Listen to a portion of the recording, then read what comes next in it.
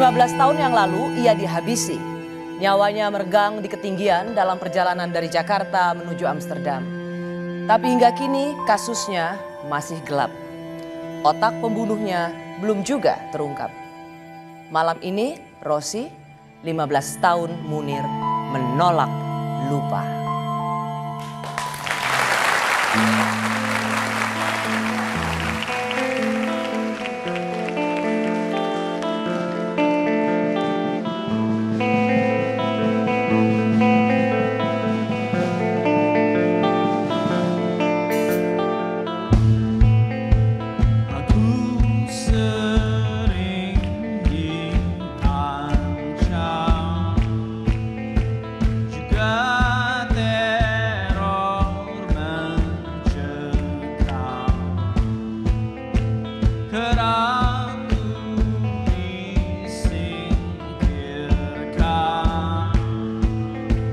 Sampai di mana kapal ku bisa tenggelam di lautan, aku bisa diracun di udara, aku bisa terbunuh di trotoar jalan.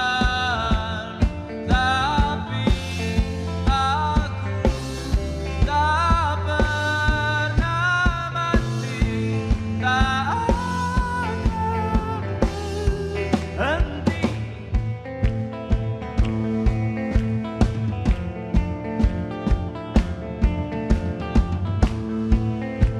aku sering diancam, juga teror mencekam. Bisa dibuat menderita, aku bisa dibuat tak bernyawa di kursi listrikan ataupun ditikam. Tapi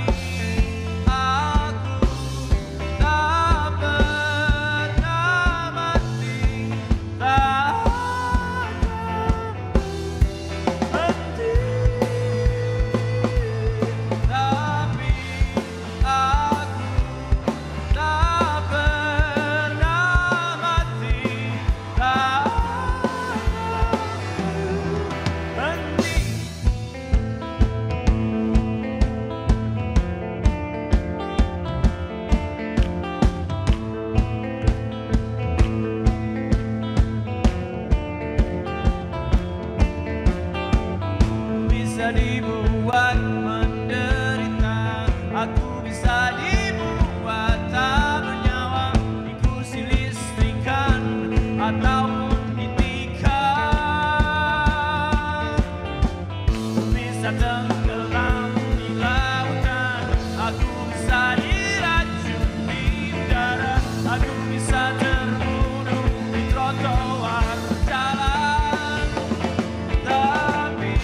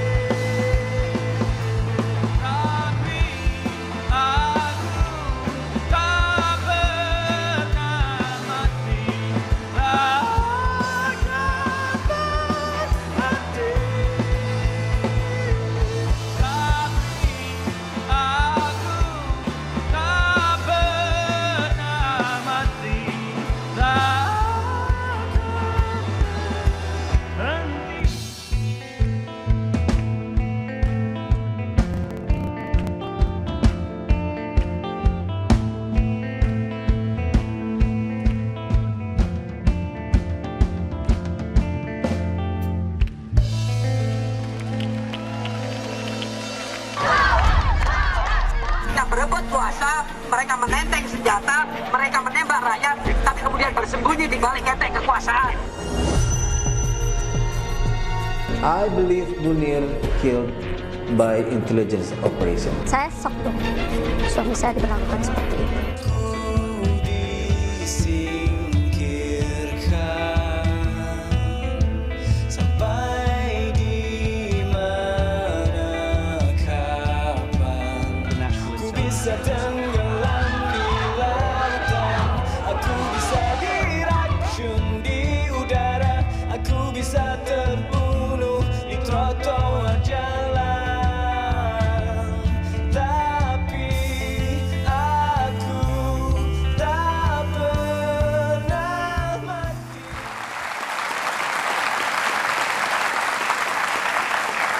15 tahun Munir menolak lupa. Silakan warganet mengirimkan komentar Anda, mention @kompas.tv. Hashtagnya adalah 15 tahun Munir. Dia adalah perempuan yang paling merasakan kehilangan sosok Munir. 15 tahun setelah kepergian suaminya yang tewas akibat diracun, ia merasa keadilan belum juga singgah untuk Munir. Kita telah bersama Mbak Suciwati, istri almarhum Munir. Selamat malam Mbak Suci. Malam, Res. Kita udah lama banget ya nggak ketemu ya? Yoi. Ya? Lama. Lama banget. 5 tahun lebih ya. 5 tahun lebih. Kita sama-sama dulu ikut mengawal kasusnya Cak Munir. Sudah 15 tahun Cak Munir tewas akibat diracun. Berbagai desakan terus disuarakan. Mbak Suci, apalagi yang masih mengganjal? Yang pasti kan dari dulu dari awal sampai sekarang soal siapa sih dalang pembunuh Munir. Itu yang sampai sekarang tidak pernah terkuak. Bahkan menuju ke sana saja, di tengahnya saja masih belum kan. Jadi itu yang bagian dari yang itu kita yang ingin Mbak Suci perjuangkan. cari sesungguhnya. Ya, jadi kalau pelaku lapangannya kita udah tahu lah siapa. Tapi siapa yang menyuruh? Karena kan ini jelas sebuah kejahatan yang terorganisir. Ada telepon-telepon, tidak hanya telepon-telepon, ada banyak hal yang janggal yang ditemukan.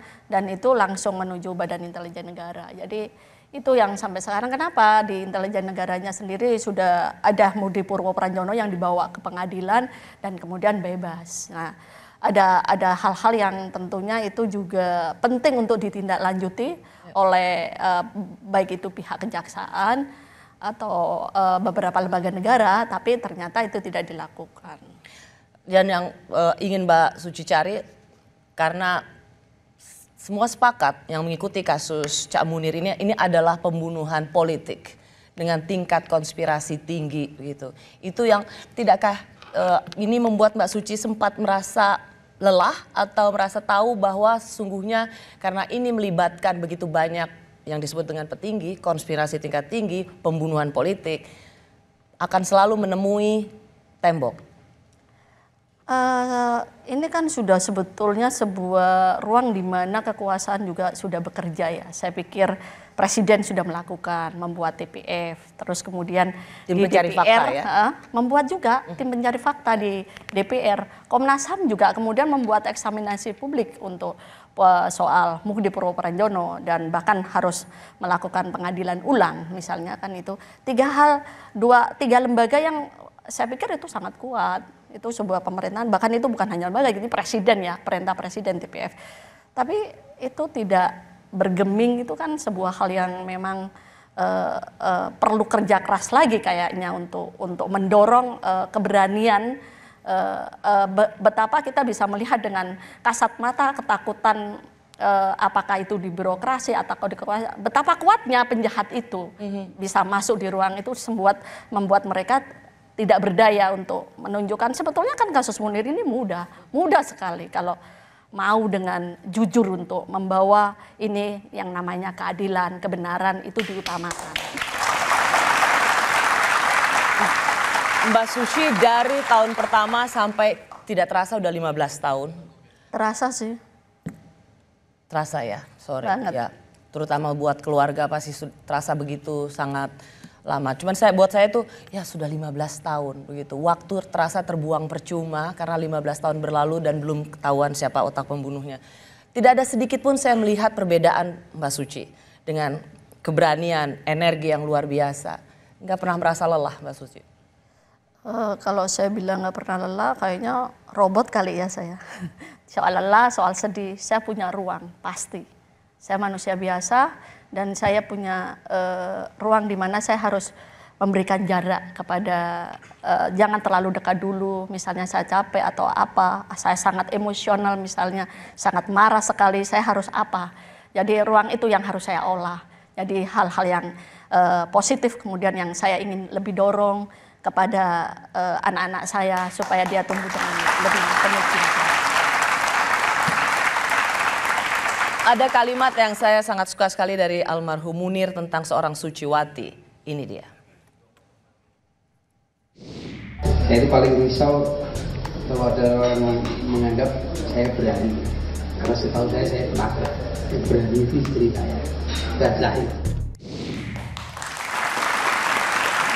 Semua menganggap bahwa sosok almarhum Munir itu adalah pemberani, sosok yang gak ada takutnya. Tapi ia membuat pengakuan, sebenarnya saya penakut, yang pemberani itu istri saya. Enggak, dia suka bercanda begitu. Dia berani emang. Pastilah, dan keberanian itu sesungguhnya dari sang istri, Suciwati. Mbak, saya ingat sekali waktu itu ada film dibuat tentang kasus Munir. Karena waktu itu Cak Munir memang menaik Garuda, mau ke Amsterdam, dapat beasiswa untuk belajar. Dan waktu itu ada sebuah film dibuat bertepatan juga Mbak Suci naik Garuda. Saya mau ingatkan lagi bagaimana reaksi Mbak Suci ketika waktu itu naik Garuda atau maskapai Garuda. Maskapai yang juga digunakan oleh almarhum dan meregang nyawa. Suciwati and her daughter Diva are flying to Surabaya in East Java to visit Munir's family. It'll be her only opportunity to see them before heading off to Geneva to testify at the United Nations Commission on Human Rights. On this Garuda flight, wherever she looks, she's reminded of her husband's murder. The in-flight magazine features a message from Indra Setiawan. And the front page of the newspaper reads, Polycarpus ordered to kill Munir. Diva is too young to understand why her mum doesn't want her to eat the airline food. Di sini? Ya, enggak. Dia mau? Enggak. Diva kok mau sih? Diva mau ini? Iya. Oh iya, kan sudah makan Diva tadi. Ya. Kembalikan aja ya.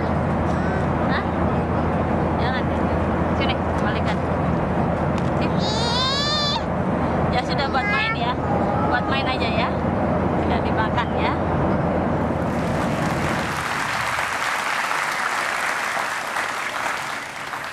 Diva waktu kecil tuh ingin sekali sebenarnya makan.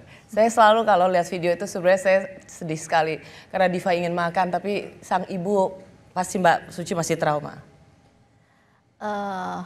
Yang pasti ya, karena kan jelas di persidangan kita juga tahu bahwa Munir meninggal karena makan sesuatu di pesawat ya. Jadi itu hal yang pastinya kita harus hati-hati kemudian bahwa Garuda dipakai sebagai ruang kejahatan itu ya kita tidak kemudian harus membenci maskapainya. Jadi ada orang yang telah menyalahgunakan kekuasaannya itu memakai Garuda dan itu yang harus dihukum, yang harus dibenerin. Makanya kan waktu itu kita juga melakukan gugatan kepada Garuda untuk membuat audit agar jangan lagi dimasukkan orang-orang yang itu dipakai sebagai sebuah ruang untuk melakukan kejahatan dan perlindungannya juga harus jelas. Namanya katanya kan melindungi ya.